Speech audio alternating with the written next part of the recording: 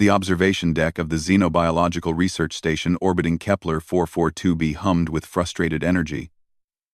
Dr. Lyra Chen stood before the reinforced glass, her reflection ghostly against the sterile white chamber beyond.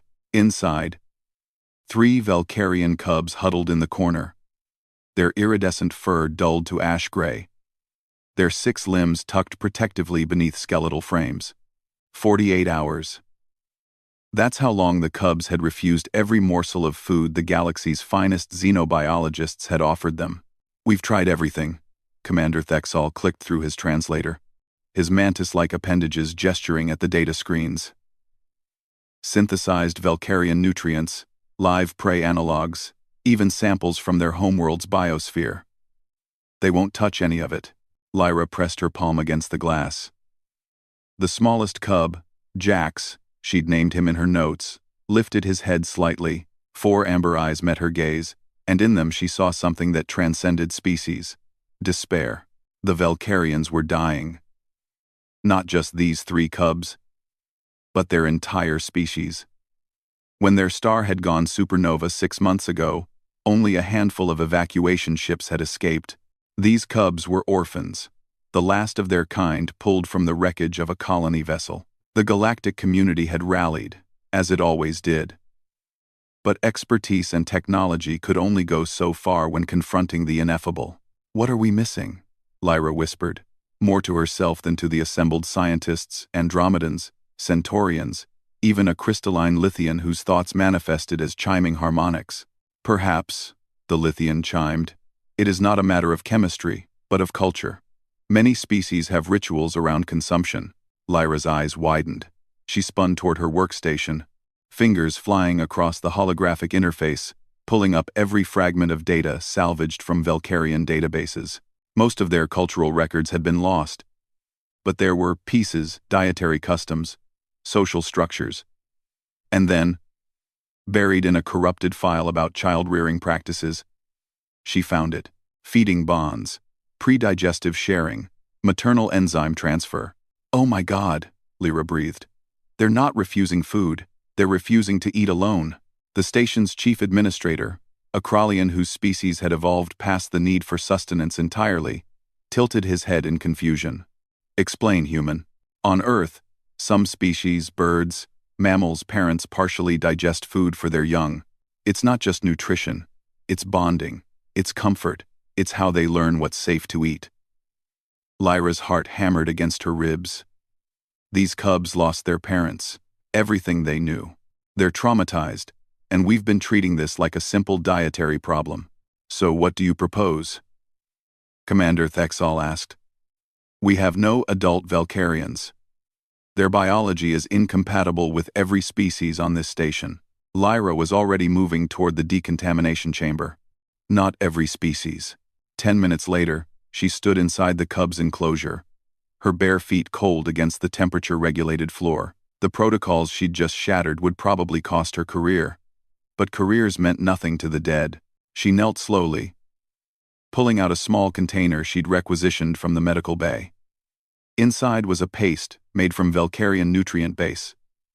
Mixed with human saliva and gastric enzymes, the medical AI had screamed warnings: incompatible proteins, potential toxicity, violation of cross-contamination protocols, but Lyra had overridden them all. Because sometimes, science wasn't enough. Sometimes, you needed something humans had in abundance. The willingness to do something stupid and hopeful in the face of impossible odds.